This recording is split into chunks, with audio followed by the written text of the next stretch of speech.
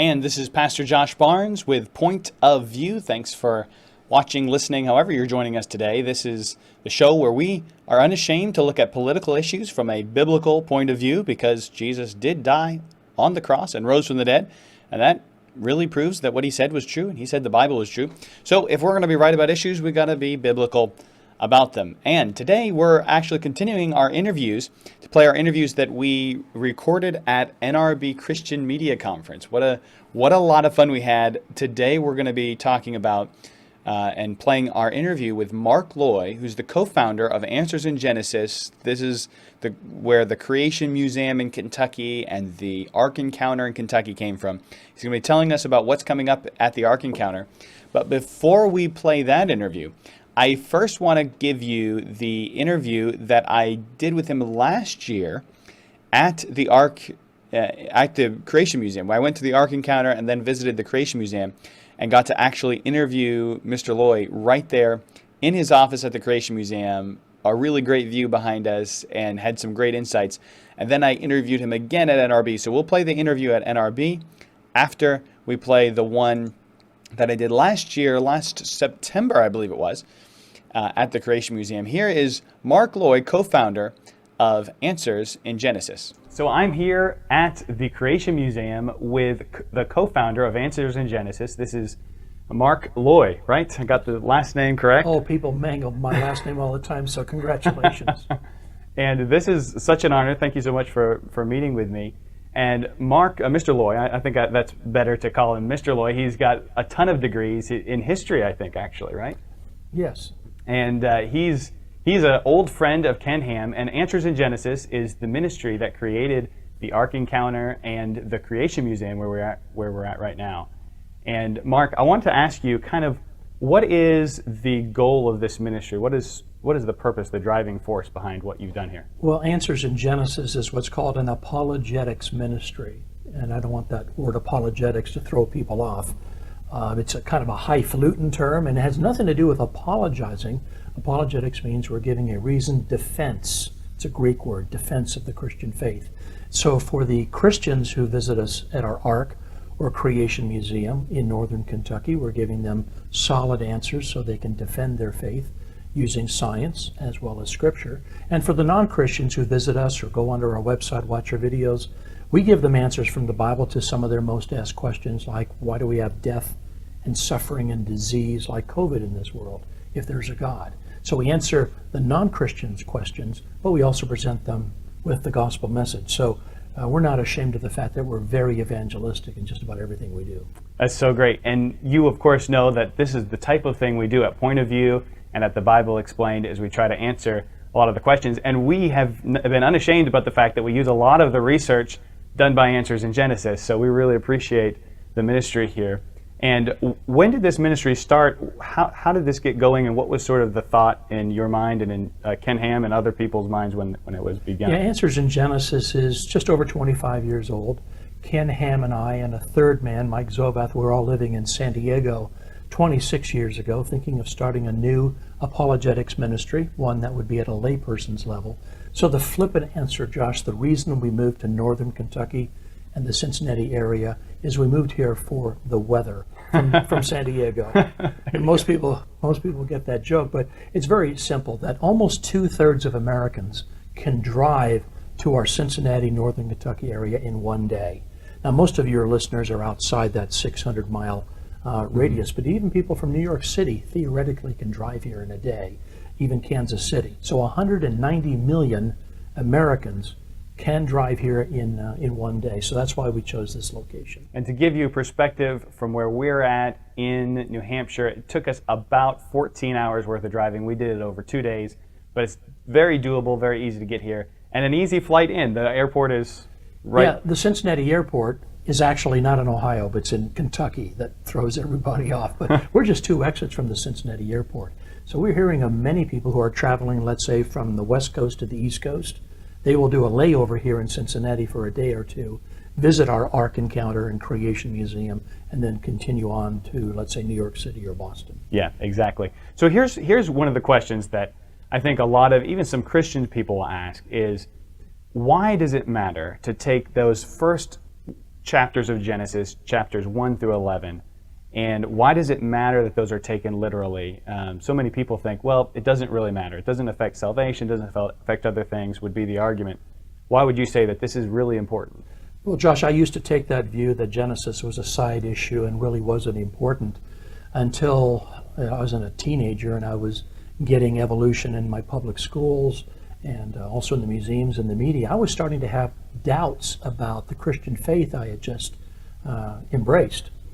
And those doubts plague so many young people and young teens and young adults today. They think the Bible cannot be trusted in our modern scientific age. And so doubts about the Bible can actually lead to people rejecting the Christian faith. Yeah. Genesis is also important because it is foundational to the gospel message. Why do we have sin? Well, Adam and Eve rebelled in the garden. We've inherited their sin nature. So the gospel message is rooted in the historical narrative of Genesis. And another reason, Josh, is that many of the social issues of the day, these hot button issues that are being debated even within state legislators and Supreme Courts and other judicial spots, are dealing with questions like abortion. And you can deal with that question as a Christian right there in Genesis chapter 1. All of us were created in God's image. We are all image bearers of God. Also, we can deal with the topic of racism. Genesis has, as you've seen in the Ark Encounter and right here at the Creation Museum, all of us go back to Noah and his sons and daughters-in-law. And we've got many exhibits that show that all of us today, regardless of our skin shade, there's no black race, white race, all of us are a different shade of brown. If Noah and his family had family members that had very dark skin and some light skin, you can explain all the different skin shades that we have today. And so the message of racial reconciliation can be dealt with right there in the book of Genesis. And what's marriage? Where is marriage first instituted? It was in the book of Genesis. So the book of Genesis is very foundational to our Christian doctrines. You put it away and say it's allegory or poetry, you're starting to undermine the Christian faith at that point. Yeah, and it sounds like it's not just foundational to our Christian doctrines, but also to our political atmosphere and what we're dealing with culturally in America. I mean, we're here in Kentucky, not far from here. There have been riots very recently over here in Louisville and over race issues and these types of things. Do you think that this, and you've already mentioned it, but you think that this has a very profound impact if people would trust and believe the Bible, especially the first 11 chapters of Genesis, it would make a difference in that area? Well, yeah, in topic of racism, we have people, by the way, coming from all over the world here. When you were at the Ark on Saturday, you probably heard a lot of Spanish being spoken. It was our Dia Latino. We had hundreds and hundreds of people visiting us whose first language is Spanish, and many of them have the darker skin. We've seen so many people come to our museum, the Ark, and also to our live events where we deal with the topic of racial reconciliation. People leave with tears in their eyes, especially people with very dark skin. They said they've never heard this message before. They thought that somehow they were, in the evolutionary scheme of things, they perhaps were more closely related to an ape-like creature than Caucasians. That's a message, unfortunately, that's still out there. Ken Ham and Dr. Charles Ware of Crossroads Bible College have written 2 books on this topic of racial reconciliation. So Answers in Genesis is more than just creation versus evolution. Many of the things that are in society today that are being debated have their answers in Genesis. Yeah. Hence our name, Answers in Genesis. Answers in Genesis. And that's so good. And I think that a lot of people don't realize that it was Darwinianism that really started racism, and it was this idea that the white man evolved from a superior intelligent monkey, and the dark man evolved Well, from we phrase it differently. Racism existed before Darwin and his books, The Origin of Species and The Descent of Man. But what Darwin did was give a so-called scientific justification, let me put that in quotes, for racism. If you read, I just wrote an article for our Answers magazine on Darwin and racism. And even Stephen Jay Gould, who taught at Harvard, not too far from your station, he admitted, this famous evolutionist, that racism existed before Darwin, but it increased in orders of magnitude because of Darwinism. Darwin was a racist, and most of the people of his day were but he gave a so-called scientific justification that some people are more evolved than others, especially the Caucasians, as he would call that, as opposed to the dark-skinned savages, is what he called them in South America. So unfortunately, we have that legacy that Darwin has left with us. I wish that more evolutionists would recognize that Darwin was a racist. Yeah.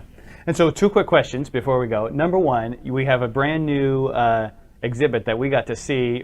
It's almost just christened right on Friday, and this is on the right to life and on the development of a child in the womb. My kids were absolutely fascinated to see a baby growing from one stage to the other, and were asking me questions like, do babies go to heaven if they die, and what happens, stuff like that.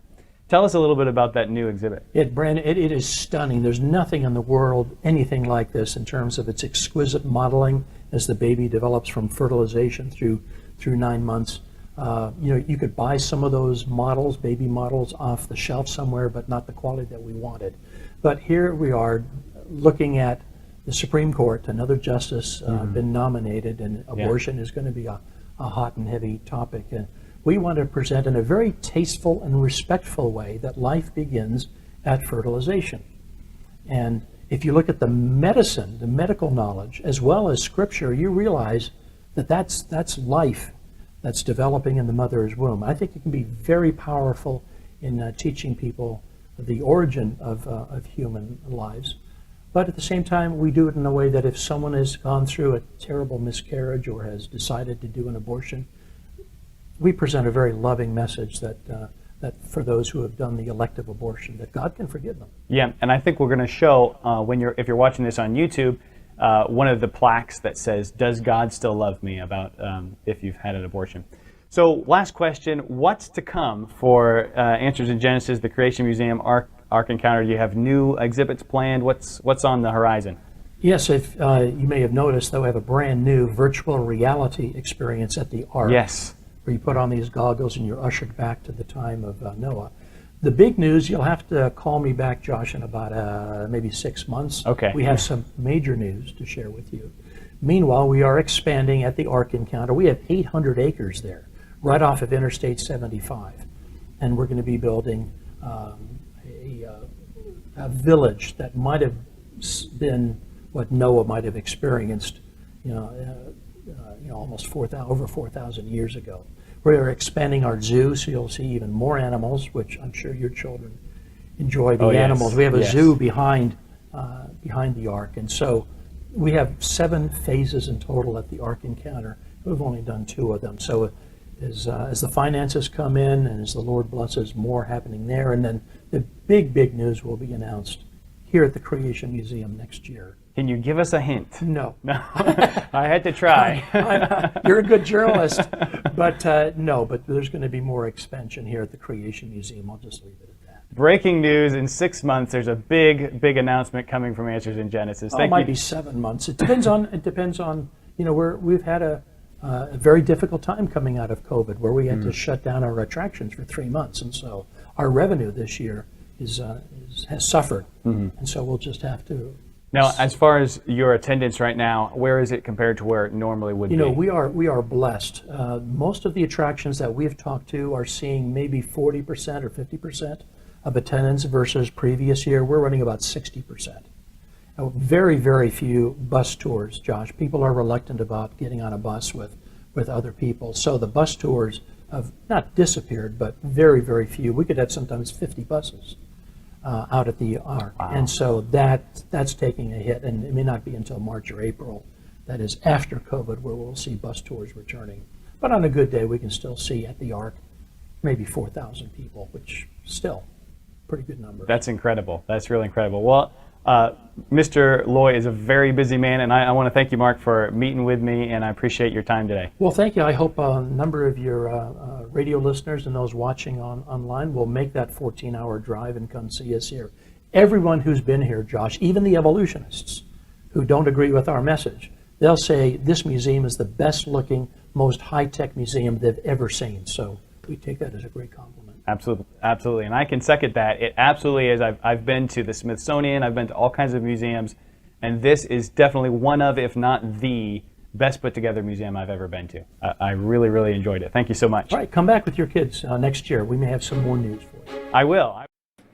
And I never have been able to go back. That was just actually last year, so hopefully I'll be going back very soon. But that was such a wonderful interview. And while I was at NRB, the Christian Media Conference, just a couple weeks ago, I ran into Mark Looy again. And I found him, I saw him, I said, hey, I've got to interview you. So he gave me a few minutes of his time, and we sat down, and I pried him to see what his new announcement is and what's going on at the Creation Museum. And here is our conversation just a few weeks ago. And I'm here with Mark Looy from Answers in Genesis. And Mark Looy and I have actually met before last year at the Creation Museum. And Answers in Genesis, if you don't know, is the organization behind the Creation Museum and the giant Ark Encounter in Kentucky.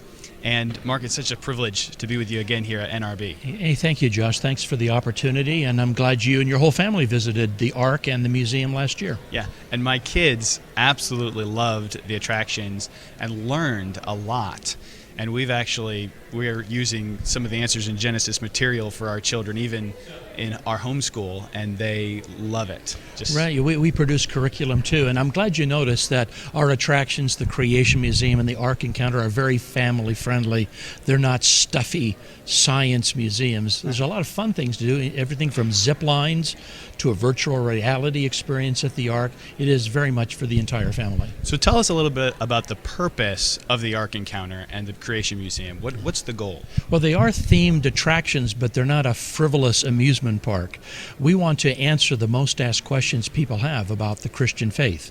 And we do that at both places, like why is there suffering and death in this world if there's a God? What about creation versus evolution? Was there really a global flood and a real Noah's Ark? And we answer those questions for both the Christians, who need to be equipped to have an answer, but also for the non-Christian. And we have perhaps 30% of our visitors to the Ark are not Christians. So we have that opportunity not only to answer those most asked questions about Genesis, but we present the gospel. So first and foremost, as an apologetics ministry, we're evangelistic. We want to share the gospel at both the Creation Museum and the Ark Encounter, but also answering those questions that skeptics and Christians have about the accuracy of the Bible.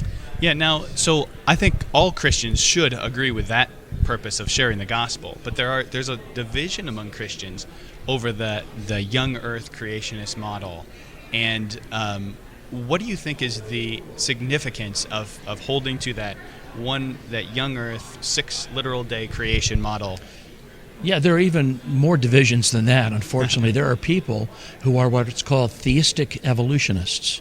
That is, they're Christians who believe that God used evolution. I used to be one of those, Josh.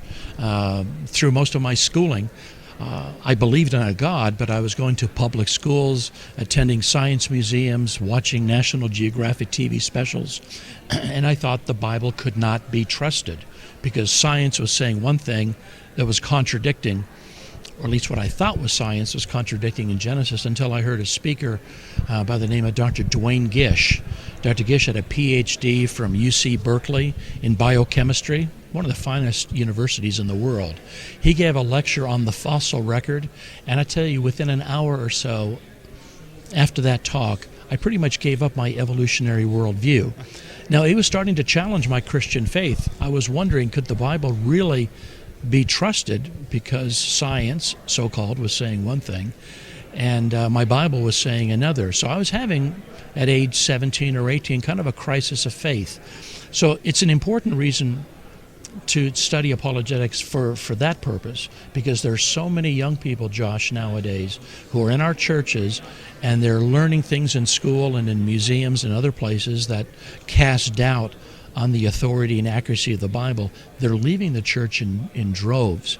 So our Creation Museum, Ark Encounter, the curricula that your family use, give answers to give reasonable, defensible answers in our modern scientific age. And our scientists with PhDs from places like Harvard and other fine institutions, they exist to show that you can trust the Bible from the very first verse. And yes, there are some Christians who may be against evolution, believe in an old earth.